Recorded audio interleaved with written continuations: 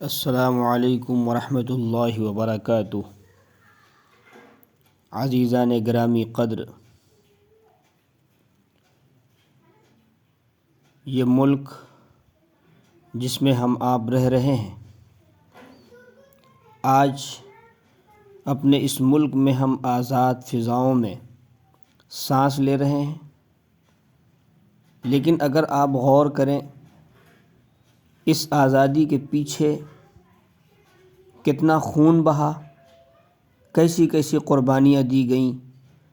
ہمارے اکابر نے اس ملک کو آزاد کرانے کے لیے سرفروشی کی کیسی مثالیں قائم کی۔ انگریز 1498 میں واسکو ڈی گاما کی قیادت میں پرتگال کے ملاحوں نے پہلی بار ہندوستان کی سرزمین پر قدم رکھا۔ ساحلی مقام کالیکٹ سے تجارتی سرگرمیوں کا آغاز کیا۔ راستے میں جو بھی رکاوٹ بنا اسے نہایت بے دردی سے تہہ تیغ کر دیا۔ بہرحال اس کی تفصیل بڑی طولانی ہے۔ پھر انگلستان کے 101 تاجروں نے ایسٹ انڈیا کمپنی بنائی۔ 1601 میں ایسٹ انڈیا کمپنی کا پہلا جہاز ہندوستان آیا۔ تجارت کی آڑ میں انگریز اپنی فوجی طاقت ہندوستان منتقل کرتے رہے۔ 1701 یعنی سلطان اورنگزیب رحمۃ اللہ علیہ کے زمانے تک انگریز اپنے منصوبے میں بالکل ناکام رہے۔ اورنگزیب رحمۃ اللہ علیہ کی وفات کے بعد مغلیہ سلطنت کمزور پڑ گئی۔ انگریزوں کے قدم مضبوط ہوتے رہے۔ 1757 میں پلاسی کے میدان میں نواب سراج الدولہ شہید ہوئے۔ 1799 میں سلطان ٹیپو شہید ہوئے، اور یہ سلسلہ چلتا رہا شہادتوں کا۔ 1803 میں انگریز دہلی میں فاتحانہ داخل ہوئے۔ وہاں کے باشندوں کو بے دریغ ان کا خون بہایا۔ وحشت و بربریت کا یہ عالم تھا کہ آج اس کے تصور سے بھی رونگٹے کھڑے ہو جاتے ہیں۔ اس وقت انگریزوں کے خلاف زبان کھولنے کی بھی کسی میں ہمت نہ تھی۔ امراء و نواب انگریز سے جان بخشی کی بھیک مانگ رہے تھے۔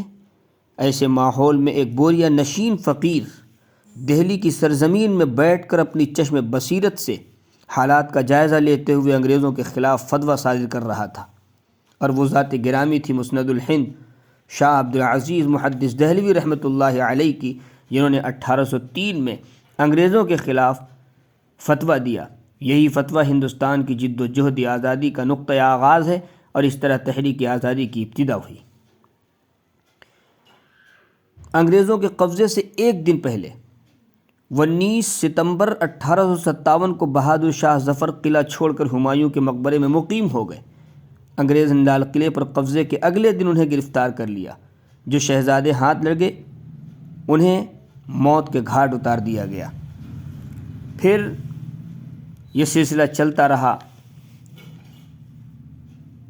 اور حضرات اکابر علماء کرام 19 ستمبر 1857 میں بہادر شاہ ظفر گرفتار ہو گئے۔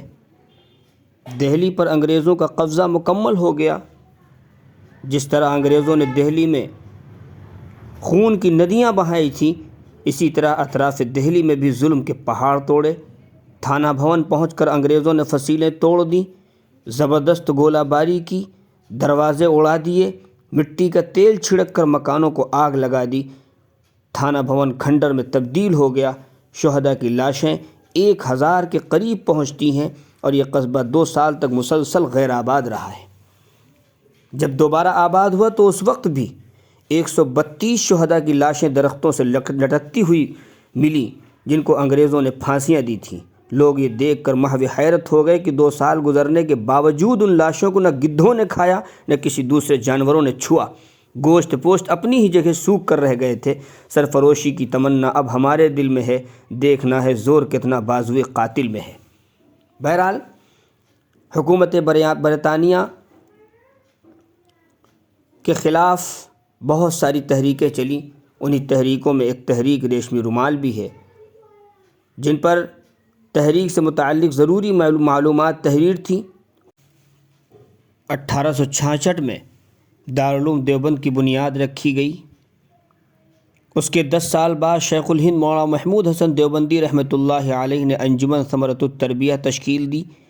انگریزوں نے اس پر پابندی لگائی تو جمعیت الانصار کا قیام عمل میں آیا۔ اس کے بعد 1919 میں جمعیت علماء ہند اور جامعہ ملیہ اسلامیہ دہلی کی داغ بیل ڈالی گئی۔ اس طرح ملک کی آزادی کے لیے کئی تحریکیں وجود میں آئیں۔ بالآخر ان قربانیوں کا نتیجہ یہ ہوا کہ 14-15 اگست 1947، 27-28 رمضان 1363 جمعرات اور جمعے کی درمیانی شب میں governor general Lord Mountbatten نے ہندوستان کی مکمل آزادی کا اعلان کر دیا۔ اس طرح 90 برس کی بدترین غلامی کے بعد باشندگان وطن نے صبح آزادی دیکھی تھی۔ ملک کی آزادی کے بعد دستور ساز اسمبلی کا اعلان ہوا۔ 9 دسمبر 1947 سے کام کا آغاز ہوا۔ دستور ساز اسمبلی نے 2 سال 11 مہینے 18 دن میں آئین مرتب کیا۔ 26 نومبر 1949 کو دستور ساز اسمبلی کے صدر ڈاکٹر راجندر پرساد کو آئین کی کاپی دستیاب کرائی گئی۔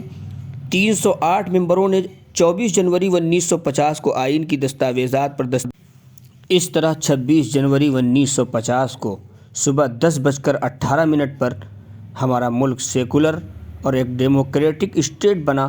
دستور ساز کمیٹی میں دیگر افراد کے علاوہ مسلمانوں نے بھی حصہ لیا۔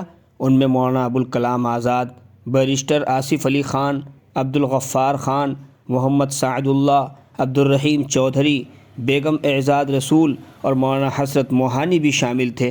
ہمارے دستور کی سب سے بڑی خصوصیت یہ ہے کہ اس میں تمام باشندگان وطن کو مساویانہ اور برابر کے حقوق فراہم کرائے گئے ہیں۔ مذہب پر مکمل طور پر اپنے مذہب پر عمل پیرا ہونے کی مکمل آزادی دی گئی ہے۔ بہرحال